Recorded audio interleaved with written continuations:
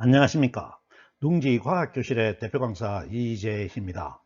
저는 대학에서 물리학을 공부하고 틈틈이 우주가 어떻게 만들어지고 변화하고 있는지 우주의 생성과 변화의 원리에 대해 관심을 가지고 탐구해 오고 있습니다.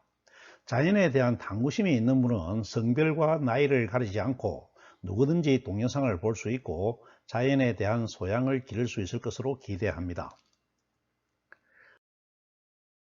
둥지과학교실은 대학에서 전공 공부를 하기 전에 갖추어야 하는 자연현상에 대한 기본적인 지식을 논리적이고도 체계적으로 전달하면서 과학을 공부하는 데 필요한 수학도 기초부터 심화까지 차근차근 제공합니다.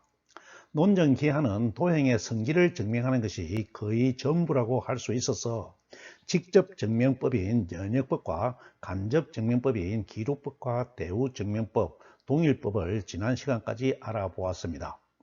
오늘은 구체적으로 도형의 성질을 증명하기 전에 미리 알고 있어야 하는 기초 내용을 정리하도록 하겠습니다. 그리고 기초 수학에 있는 유클리드 기하학과 관련한 동영상 3개를 권장 강의에 올려놓았으니 참고하시기 바랍니다. 오늘 동영상 내용입니다. 기하학을 분류하여 논전 기하의 위치를 파악하고 유클리드 기하학을 구성하는 체계를 설명하고 도형의 결정 조건을 살펴보겠습니다. 기하학은 크게 유클리드 기하학과 비유클리드 기하학으로 분류합니다. 유클리드 기하학은 유클리드가 눈금이 없는 자와 컴파스만을 사용하여 작동하는 방법으로 도형의 성질을 증명하였으므로 논전기하라고도 합니다. 논전기하에 대비되는 기하로 해석기하가 있습니다. 공간에 좌표기를 설정하면 도형을 이루는 점과 선 등의 수를 부여할 수가 있는데 도형에 부여된 수를 사용하여 도형의 성질을 증명하는 기하학을 해석기하라고 합니다. 해석기하는 방정식을 공부할 때 자세히 살펴보도록 하겠습니다. 유클리드 기하학이 다루고 증명하는 도형의 종류에 따라서 삼각형, 사각형, 원 같은 평면 위의 도형을 다루는 평면기하학과 구나 삼각기둥, 사각뿔, 원뿔대 등의 부피를 가진 도형을 다루는 입체기하학 또는 공간기하학으로 구분합니다. 앞으로 논전기하에서 증명할 도형의 성질은 모두 평면기하학의 내용이 되겠습니다. 입체기하학은 다음에 할 기회가 없을 것 같아서 다음 동영상에서 기본 내용을 정리하고 갈 예정입니다. 비유클리드 기하학은 평행선이 하나도 없는 타원기하학과 평행선이 2개 이상 있는 상곡기하학으로 구분합니다. 타원기하학은 리만기하학이라고도 하죠. 수학자 리만의 이름을 붙였습니다. 비유클리드 기하학은 상대성 이론을 살펴볼 때 구체적인 내용을 알아보도록 하겠습니다. 상대성 이론은 공간이 휘어져 있으므로 휘어진 공간을 표현하는 기하학이 되겠습니다. 앞으로 특별한 언급이 없이 기하나 기하학이라고 하면 유클리드 기하학을 말하는 것으로 하겠습니다. 유클리드 기하학은 용어에 대한 정의와 5개의 공리를 바탕으로 한 도형의 성질에 대한 정리로 이루어진 연역 지식 체계입니다. 유클리드 기하학의 도형은 점, 선, 면, 각과 같은 기하의 요소들로 이루어져 있는데 도형의 성질은 연역법으로 직접 증명하거나 기루법, 대우증명법, 동일법 등의 간접 증명법으로 증명하여야 합니다. 증명 과정에 선, 원 등을 보조 도형으로 사용할 수는 있는데 보조 도형은 반드시 눈금 없는 자와 컴퍼스만으로 작도가 가능하여야 합니다. 예를 들어서 임의의 각을 3등분하는 작도는 할 수가 없는데 각을 3등분하는 보조선은 사용할 수가 없습니다. 도형에 대한 정의는 별도로 하지 않으므로 유클리드가 원론에서 정의한 35가지 정의를 꼭 참고하시기 바랍니다. 유클리드의 정의는 권장 강의에 올려놓았습니다. 이번에는 5가지의 공리를 살펴보겠습니다. 유클리드는 원론에서 3가지 공중과 12가지 공리를 증명 없이 받아들였는데 오늘날 현대 기하학은 5가지 공리 체계를 구성하고 나머지는 논리 법칙으로 사용합니다. 현대 논전기하의 공리를 구체적으로 살펴보겠습니다. 첫 번째 공리는 직선의 존재성과 유일성입니다. 명제 형식으로 표현하면 임의의 서로 다른 두 점은 직선으로 연결할 수가 있고 그 직선은 오직 하나뿐이다가 되겠습니다. 직선이 있는지, 있다면 몇 개나 있는지 증명이 어려우므로 증명하지 않고 오직 한 개만 있다고 받아들입니다. 유클리드 공간의 균질성과 등방성을 생각하면 직관으로 충분히 이해할 수 있겠습니다. 두 번째 공리는 직선의 무한성으로 직선은 무한히 연장할 수 있다입니다. 공리 1에서 하나의 직선이 존재한다고 가정하였는데 2번 공리에서는 이 직선을 무한히 연장해도 직선이 된다고 직선의 성질을 유지한다고 가정합니다. 증명이 어렵지만 유클리드 공간의 균질성과 등방성을 고려하면 직관으로 충분히 받아들일 수 있겠습니다. 그림으로 표현해 보겠습니다. 이해가 되시죠? 세 번째 공리는 원의 존재성입니다. 명제로 표현하면 임의의 점을 중심으로 하고 임의의 길이를 반지름으로 하는 원을 그릴 수 있다입니다. 원이 있다는 것이죠. 원의 정의는 한 점에서 같은 거리에 있는 점들의 집합이나 자치로 정의되는데 이 같은 원이 존재한다고 증명하는 것이 어렵지만 원은 필요함으로 있다고 가정하고 시작하는 것이죠. 네 번째 공리는 직각의 동일성입니다. 명제로 표현하면 모든 직각은 같다가 됩니다. 직각은 한 직선이 이루는 평각의 반으로 정의됩니다. 그러므로 모든 직선은 직각을 만들 수 있는데 이 직각이 모두 같다는 것을 증명 없이 받아들입니다. 같다는 것은 이동하여 겹쳐지면 같은 것이 되는데 유클리드 공간의 균질성과 등방성을 고려하면 옮겨온다고 해서 달라질 이유가 없죠. 그러므로 직관으로 받아들일 수가 있습니다. 그림으로 표현하면 임의의 두 직선이 만드는 직각이 옮겨오게 되면 같아진다는 것이죠.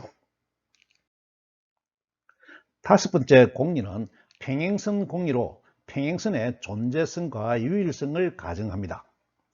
공리를 명제로 표현하면 평면 위에 있는 직선 밖에 한 점을 지나는 직선 중에서 주어진 직선과 평행이 되는 직선은 오직 하나뿐이다가 되겠습니다.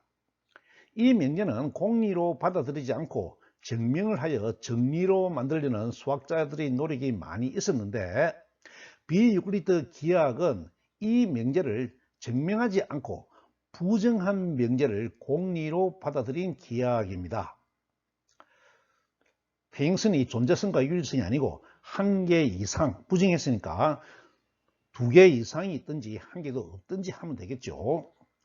평행선은 동일 평면 안에 있는 두 직선이 양방향으로 무한히 연장해도 절대 만나지 않는 것이므로 평행선이 되는 결정 조건을 명제로 표현하면 한 평면 위에서 한 직선이 그 평면 위에 다른 두 직선과 만날 때 같은 척 동측이죠. 동측 내각의 합이 이 직각이면 다른 두 직선은 평행선이 된다가 되겠습니다. 평행선 결정 조건은 대단히 중요하므로 그림으로 표현해 보겠습니다. 그림처럼 한 평면에서 한 직선이 그 평면 위에 다른 두 직선과 만날 때 같은 척 내각의 합이 이 직각이면 다른 두 직선은 평행선이 됩니다. 물론 만나는 각이 직각이 아니어도 같은 척 내각의 합이 이직각이 되면 되겠죠. 직선의 만남이 이 결정 조건에 맞지 않으면 같은 척 내각의 합이 이직각이 아니면 이직각보다 작은 쪽에서 만나게 됩니다. 이번에는 다른 도형의 결정 조건을 알아보겠습니다. 도형의 기본 요소인 점과 직선과 평면이 어떻게 이루어지는지 살펴보겠습니다. 먼저 점은 위치만 있고 부분이 없는 것이라고 했는데, 점의 결정은 위치를 정하려고 하는 자리를 추상적으로 지정하는 것만으로도 충분하겠습니다. 직선은 두 점 사이에 직선이 존재한다고 첫 번째 공리로 정하였으므로 두 점이 주어지면 두 점 사이를 연결하는 직선이 정해지겠습니다. 평면은 결정 조건이 4가지가 있습니다. 모두 중요하므로 내용을 잘 이해해야 합니다. 유클리드는 평면을 면의 두 끝 사이에 면이 한결같이 놓여 있는 것으로 정의하였으므로 첫 번째 결정 조건으로 한 직선 위에 있지 않은 세 점이 주어지면 세 점을 포함하는 평면을 결정할 수가 있습니다. 왜냐하면 세 점으로 두 점 사이에 직선 3개를 만들 수가 있고, 세 점이 만드는 면은 직선이 한결같으므로 면도 한결같아서 평면을 만들기 때문입니다. 이해가 되시죠? 한결같다는 성질이 계속 이어지고 있습니다. 평면을 결정하는 두 번째 조건은 한 직선과 그 직선 위에 있지 않은 한 점이 주어지면 직선과 점을 포함하는 평면이 결정됩니다. 왜냐하면 직선은 두 점과 같으므로 직선을 두 점으로 바꾸면 세 점이 되어서 첫 번째 결정 조건이 되기 때문입니다. 세 번째 결정 조건은 서로 만나는 두 직선이 주어지면 주어진 두 직선을 포함하는 평면이 결정됩니다. 왜냐하면 한 직선과 다른 직선 위에 한 점은 두 번째 결정 조건에 의해서 평면을 만들게 되는데, 직선은 한결같으므로 한 직선 위의 점은 모두 같은 직선 위에 점으로 간주할 수가 있으므로 두 직선을 포함하는 평면이 결정되는 것이죠. 네 번째 결정 조건은 평행한 두 직선이 주어지면 주어진 평행선을 포함하는 평면이 결정됩니다. 왜냐하면 직선은 한결같고 평행선은 만나지 않으므로 평행한 두 직선 위에서 각각 한 점을 잡아 직선을 만들며 두 직선이 만나는 세 번째 결정 조건으로 환원되죠. 위의 직선과 점과 아래의 직선의 점이 새로 저은 직선과 평면을 만들게 되죠. 그래서 세 직선을 포함하는 평면을 만들 수 있게 됩니다. 잘 이해가 되시죠? 중요한 내용이므로 외우지 마시고 꼭 이해하시기 바랍니다. 오늘은 여기까지만 하겠습니다. 오늘 강의를 요약합니다. 유클리드 기하학은 도형의 성질을 증명하는 것이 대부분이므로 논정기하라고 합니다. 오늘날의 논정기하학은 정의와 5가지 공리 위에 세워진 연역체계인데, 공리는 유클리드 공간이 균질성과 등방성을 가지고 있다는 것을 이해하면 직관으로 받아들일 수 있었습니다. 제1공리는 직선의 존재성과 유일성이었죠. 한마디로 직선이 존재하는지 증명할 수가 없으므로 한 개만 있다고 가정하는 것이었습니다. 제2공리는 직선의 무한성이었습니다. 선분의 크기로 만든 직선을 무한히 연장해도 직선의 성질이 계속 유지된다는 것인데, 무한은 증명이 정말 어렵지만 균질성과 등방성을 생각하면 직관으로 충분히 받아들일 수 있었습니다. 제3공리는 원의 존재성이었습니다. 한 점에서 같은 거리에 있는 점의 좌취를 따라가면 원이 되는지 증명을 못하지만 있다고 받아들였죠. 이 공리도 공간의 균질성과 등방성을 이해하면 평면에 존재할 수 있다는 것을 직관으로 이해할 수 있었습니다. 제4공리는 직각의 동일성이었습니다. 직선의 평각을 이등분하면 직각이 되는데, 모든 직각이 같다는 것도 직선의 한결같은 성질과 공간의 균질성과 등방성을 이해하면 직관으로 받아들일 수 있었죠. 제5공리는 평행선 공리인데 평행선의 유일성 공리라고도 하였습니다. 간단하게 표현하면 한 평면에서 두 직선이 평행이 되는 것은 오직 한 가지 경우에만 가능하다는 것이었습니다.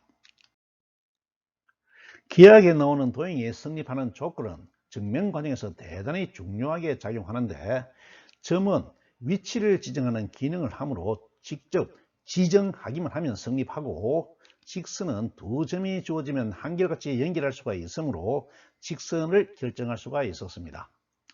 평면은 결정 조건이 네 가지가 있었는데, 첫 번째로 세 점이 있으면 세 점을 포함하는 한 평면을 결정할 수가 있었고, 두 번째는 한 직선과 한 점이 있으면 한 평면이 결정되었고, 세 번째는 두 직선이 만나면 두 직선이 포함되는 한 평면을 결정하였고, 네 번째는 평행을 이루는 두 직선이 한 평면을 구성하는 것을 살펴보았습니다.